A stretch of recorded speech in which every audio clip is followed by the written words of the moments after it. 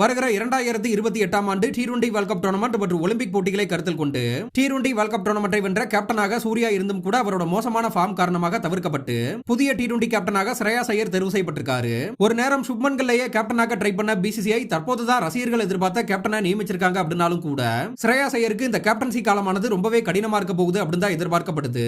ஏன்னா அடுத்த ஆண்டு ODI வேர்ல்ட் கப் டோர்னமெண்ட் பின்னர் 2028 ஆண்டு T20 வேர்ல்ட் கப் டோர்னமெண்ட் பின்னர் ஒலிம்பிக் போட்டி அப்படின்னு ஸ்ரேயாஸ் ஐயர் இனிமேல் T20 மற்றும் ODI ஃபார்மட்ல ரொம்பவே பிஸியா விளையாட போறாரு. முன்னெல்லாம் முதுகு பகுதியில ஸ்ரேயாஸ் ஐயருக்கு அவ்வப்போது காயம் ஏற்படும் சூழல்ல தற்போது அவர் ஓய்வே இல்லாம தொடர்ந்து விளையாட போறாரு அப்படின்றதுனால அவருக்கு காயம் ஏதும் ஏற்பட்டா அதற்கு அணி நிர்வாகம் தான் பொறுப்பேற்கும். ஆனா அதை விட ஒரு முக்கியமான விஷயம் என்ன அப்படின்னு பார்த்தோம்னா அடுத்த ஆண்டு ODI வேர்ல்ட் கப் டோர்னமெண்ட் ஆனது தென்னாப்பிரிக்கா மற்றும் ஜிம்பாப்வே மைதானங்களையும் 2028 ஆண்டு T20 வேர்ல்ட் கப் டோர்னமெண்ட் ஆனது ஆஸ்திரேலியா மற்றும் நியூசிலாந்து மைதானங்கள்ல நடைபெற இருக்கு. இதன்படி அடுத்த 2 வேர்ல்ட் கப் டோர்னமெண்ட்டுமே ஃபாஸ்ட் பவுலிங்கிற்கு சாதகமான பிச்சில நடைபெற இருக்கும் சூழல்ல இது இந்திய பேட்ஸ்மேன்களுக்கு ரொம்பவே சவாலான டோர்னமெண்டா இருக்கும் அப்படின்னு தான் எதிர்பார்க்கப்படுது.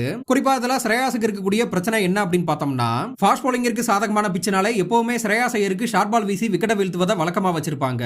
குறிப்பா வரக்கூடிய இங்கிலாந்துக்கு எதிரான சீரீஸை பார்த்தோம்னா இங்கிலாந்து பவுலர்கள் எல்லோருமே தங்களோட பலம் அப்படின்னு கருதக்கூடிய முக்கியமான விஷயமே ஷார்ட் பால் தான். எனவே 5 T20 மற்றும் 3 ODI போட்டி கொண்ட சீரீஸ்ல விளையாட இருக்கக்கூடிய ஸ்ரேயாஸ் ஐயருக்கு இந்த சீரீஸ்ல ஷார்ட் பாலை எதிர்கொள்ள போவது ரொம்ப பெரிய சவாலா இருக்கும் அப்படின்னு தான் எதிர்பார்க்கப்படுது. குறிப்பா கடந்த 2022 ஆண்டு இங்கிலாந்துக்கு எதிரான 5வது டெஸ்ட் போட்டியில விளையாடும் போது ஸ்ரேயாஸுக்கு தொடர்ந்து ஷார்ட் பால் போட்டே விக்கெட்டை வீழ்த்தினாங்க. இந்த சம்பவத்துக்கு அப்புறம் தான் ஸ்ரேயாஸ் ஐயர் ஓவர்சீஸ் மண்ணில் நடக்கக்கூடிய டெஸ்ட் போட்டிகள் இருந்து தவிர்க்கப்பட்டாரு.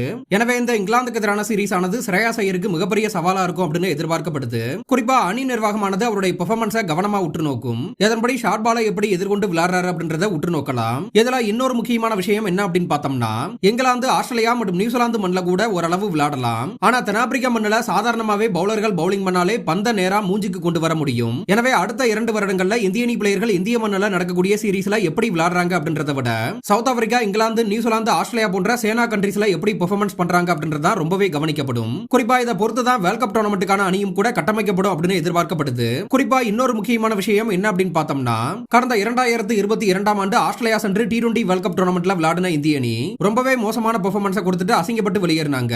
அதன்படி செமிஃபைனல் போட்டியில இங்கிலாந்துக்கு எதிராக மோசமான தோல்வியை சந்திச்சதுக்கு அப்புறம் செய்தியாளர் சந்திப்புல பேசின ராகுல் டிராவிட் கிட்ட உங்க பிளேயர்கள் ஏன் ஓவர்சீஸ்ல நடக்கிற T20 லீக்குகள்ல வந்து விளையாட மாட்டாங்க? இப்ப பாருங்க இந்த போட்டியில அலெக்ஸ் ஹேல்ஸ் வந்து நல்லா விளையாடி இருக்காரு. அவர் வந்து பிக் பாஸ் T20 லீக்ல ஆஸ்திரேலியா மண்ணில் விளையாடுனதுனால இப்படி நல்லா விளையாட முடிஞ்சிச்சு. எனவே உங்க பிளேயர்களும் கூட இது மாதிரி T20 லீக்குகள்ல வந்து விளையாடுனாங்கன்னா அது உங்களுக்கும் கூட உதவியா இருந்திருக்கும் தானே அப்படின்னு கேள்வியானது கேட்கப்பட்டுச்சு.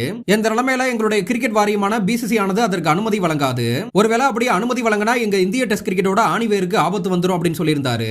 எனவே இந்த 2028 ஆண்டு T20 வேர்ல்ட் கப் டோர்னமெண்ட்ல எங்களால அந்த மாதிரி பிக் பாஸ் T20 லீக்ல விளையாட முடியலனாலும் கூட சிறந்த ஆட்டத்தை வெளிப்படுத்த முடியும் அப்படின்னு நிரூபிச்சு காட்ட வேண்டியது கட்டாயமானதா இருக்கு. எனவே இந்த 2022 ஆண்டு தோல்வியை மனசுல வச்சுக்கிட்டு இந்திய நிர்வாகம் செயல்படுவாங்க அப்படின்னு எதிர்பார்க்கப்படுது.